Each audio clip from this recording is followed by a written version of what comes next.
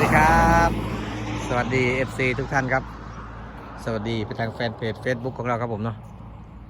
กับวันนี้ครับพวกเรามาอัปเดตสถานการณ์แม่น้ำชีครับลำน้ำชีครับผมโอ้โหยังไหลแรงกันมาอย่างต่อเนื่องครับผมกับมวลน้ำที่ยังออกมามหาศาลครับกับพายุฝนที่ยังมาเรื่อยๆครับผมสถานการณ์น้ำก็ยังไม่สู้ดีครับสถานการณ์น้ำที่ยังต้องระมัดระวังอีกเรื่อยๆครับผมฮะนี่ฮะน้ำที่ไหลบ่าลงมาน้ำที่ดูครับไหลลงมาจะออกจากป่าครับผมเนาะเพราะน้ำมันออกไปด้านนอกครับนะฮะลำน้ำชีก็ถือว่าน้ำล้นตลิ่งออกไปครับตลิ่งออกไปด้านนอกครับเนี่ยที่ไหลเชี่ยวออกมาจากป่าครับผมเนาะบรรยากาศครับเราพามาชมกันอัปเดตกันด้วยครับเนาะอัปเดตลำน้ำชีของเราครับเมื่อวานก็ได้ทำคลิปให้ดูเห็นบรรยากาศธรรมชาติครับ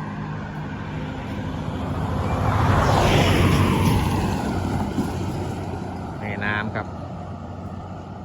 โอ้ครับผมเนาะน้ำยังไหลแรงครับผมถือว่าไหลแรงครับขนาดนี้เนาะถือว่ายังไหลแรงแล้วก็น่ากลัวครับผมนะพืชผลทางการเกษตรของพี่น้องที่อยู่ข้างๆลำชีเนี่ยก็ถือว่าเสียหายไปเยอะครับถ้าเราไม่ได้ไปถ่ายให้ชมกันครับเพราะว่ามันต้องเดินเข้าไปในป่าหรือว่าเดินเข้าไปในที่รถเข้าไปไม่ถึงครับก็จะลำบากครับผมเนาะแล้วก็มาอัปเดตตรงสะพานนะครับที่ได้เห็นกันชัดๆที่สะดวกกับการยืนของพวกเรานี่ครับพี่น้องก็จะประมาณนี้ฮะน้ำยังคงสูงต่อเนื่องครับผมน้ำยังคงสูงต่อเนื่องน้ำยังคงไหลบ่าไหลแรงเหมือนเดิมจะให้ดูผมเนี่ย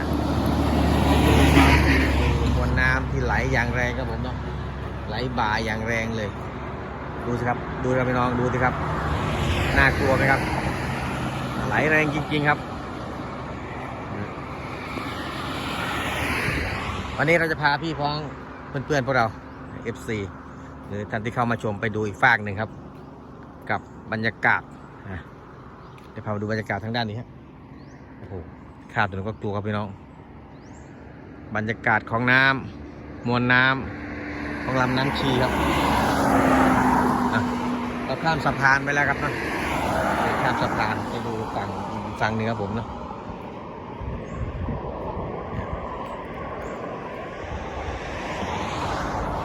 โอ้โหครับผมพี่น้องนี่ฮะดูความน่ากลัวเนาะของน้ำมวลน้ำที่มาจากฟากฟ้ามหาศาลครับที่ไหลลงไปสู่ลำน้ำชีครับผม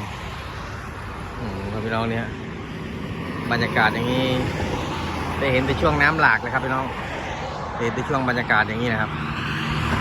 ช่วงหน้าแล้งน้ำแห้งขอดนะครับไม่มีน้ำในลำชีเลยต้องแห้งขอดนะครับแต่ตอนนี้มวลน้ำอภิมหาศาลครับเนี่ย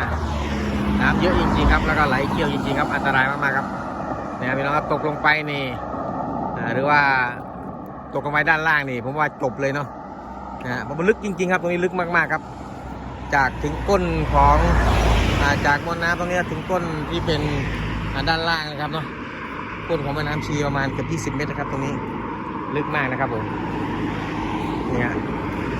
ดูการไหลเชี่ยวกราดของน้ำครับสถานการณ์น้ำก็เราก็ดูไม่เป็นกันน้ำไหลบ่าครับเนาะตอนนี้ล้นตลิ่งออกไปเยอะครับทำลายพืชผลทางการเกษตรของพี่น้อง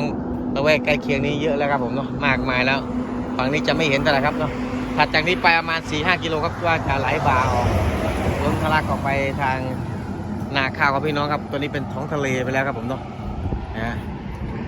ท้องทะเลไปแล้วเป็นทะเลสาบไปแล้วครับผมนี่ครับอัปเดตสถานการณ์วันนี้ครับผมกับบรรยากาศของลำน้ำชีครับก็เข้ามาแล้วก็ฝากกดไลค์กดแชร์ครับติดตามพวกเราครับผมคลิปนี้ก็ขออนุญาตครับ